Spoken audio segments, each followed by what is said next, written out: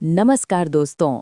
आज दिल्ली के ऐतिहासिक और दिल की धड़कनों को तेज कर देने वाले अरुण जेटली स्टेडियम में वो रात लिखी गई है जिसे भारतीय क्रिकेट प्रेमी सालों साल याद रखेंगे। आईसीसी पुरुष टी20 विश्व कप 2026 का ये 18वां मुकाबला सिर्फ एक मैच नहीं था, बल्कि यह भारत की ताकत, आत्मविश्वास और आक्रामक सोच का भव्य प्रदर्शन था। सर्दी की उस शाम में भले ही दिल्ली की हवा ठंडी थी, लेकिन स्टेडियम का तापमान भारतीय क्रिकेट के जुनून से उफान पर था। जैसे ही भारतीय कप्तान सूर्य कुमार यादव टॉस के लिए मैदान में उतरे, पूरा स्टेडियम तालियों और नारों से गूंज उठा। टॉस जीतते ही सूर्या ने बिना एक पल गंवाए पहले बल्लेबाजी करने का फैसला लिया। वजह बिल्कुल साफ थी, छोटी बाउंड्री, सपाट पिच और आक्रामक बल्लेबाजी से नामीबिया को मनोवैज्ञानिक दबाव में डालना। और दोस्तों, जैसे ही मैदान पर उतरी भारत की विस्फोटक सलामी जोड़ी अभिषेक शर्मा और ईशान किशन, तो दर्शकों का जोश 7वें आसमान पर पहुंच गया।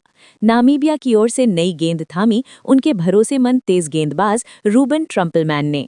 पहली गेंद और अभिषेक शर्मा ने बता दिया कि आज उनका इरादा क्या है। एक्स्ट्रा कवर के ऊपर से खेला गया वो करारा चौका जैसे पूरे स्टेडियम में बिजली दौड़ गई हो।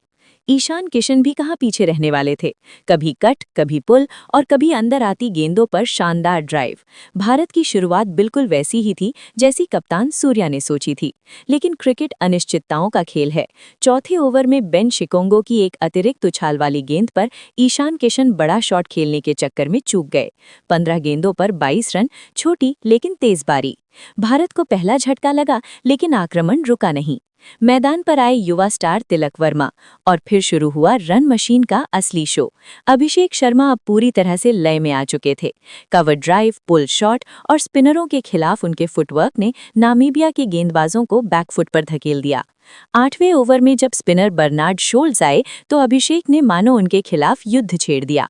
लगातार 3 गगनचुंबी छक्के और सिर्फ 28 गेंदों में अर्धशतक पूरा।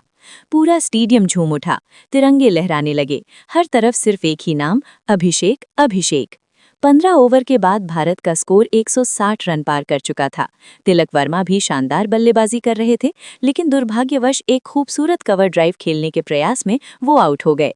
30 गेंदों पर 45 रन, एक जिम्मेदार और शानदार पारी। अब मैदान पर आए भारतीय कप्तान सूर्य कुमार यादव और उनके साथ टी20 के सबसे भरोसेमंद फिनिशर रिंकू सिंह। दोस्तों, इसके बाद जो हुआ वो सिर्फ बल्लेबाजी नहीं थी, वो तबाही थी। गेंदबाज बदलते रहे, फील्ड बदली जाती रही, लेकिन गेंद का अंजाम सिर्फ एक ही था, बाउंड्री के पार। 19वां ओवर, नामीबिया की आखिरी उम्मीद रूबिन ट्रम्पलमैन, लेकिन सामने सूर्या खड़े थे। एक गेंद स्कूप, अगली गेंद पीछे की ओर छक्का और फिर वो जादुई कलाइयों का कमाल। सूर्या ने 22 गेंदों पर 48 रन की कप्तानी पारी खेली। दूसरी ओर रिंकू सिंह ने सिर्फ 12 गेंदों में 30 रन ठोक दिए। 20 ओवर समाप्त। भारत 225 रन, 4 विकेट, एक विशाल हिमालय जैसा स्कोर। अब नामीबिया के सामने 226 रनों का पहाड़ था। जैसे ही उनका पीछा शुरू हुआ, भारतीय गेंदबाज शिकारी बन चुके थे। पहली ही गेंद से दबाव। अर्शदीप सिंह ने अंदर आती स्विंग से मालन क्रूगर को बिना खाता खोले पवेलियन भेज दिया। स्टेडियम गूंज उठा। 5वें ओवर में आए मोहम्मद सिराज और उनकी रफ्तार ने बल्लेबाजों की कमर तोड़ दी। जॉन पुल शॉट के चक्कर में आउट। पावर प्ले में ही नामीबिया की हालत खराब हो चुकी थी। रन नहीं, विकेट गिरते जा रहे थे। बीच में जॉन फ्रीलिंग ने थोड़ी कोशिश की, लेकिन 12वें ओवर में वरुण चक्रवर्ती की रहस्यमयी गेंद पर वो स्टंप आउट हो गए। इसके बाद विकेटों की झड़ी लग गई। हार्दिक पांड्या, अक्षर पटेल और फिर दोबारा अर्शदीप सिंह, हर गेंद पर खतरा। 18वें ओवर में नामीबिया की पारी समाप्त हुई। Score 118 run, 9 wicket. भारत ने ये मुकाबला 107 रनों के विशाल अंतर से जीत लिया। दोस्तों, ये सिर्फ एक जीत नहीं थी, ये भारत की चेतावनी थी। हम आए हैं और खिताब लेने आए हैं। अभिषेक शर्मा को उनकी विस्फोटक पारी के लिए प्लेयर ऑफ द मैच चुना गया।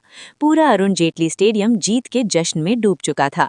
हर तरफ तिरंगा, हर तरफ खुशी, हर तरफ भारत।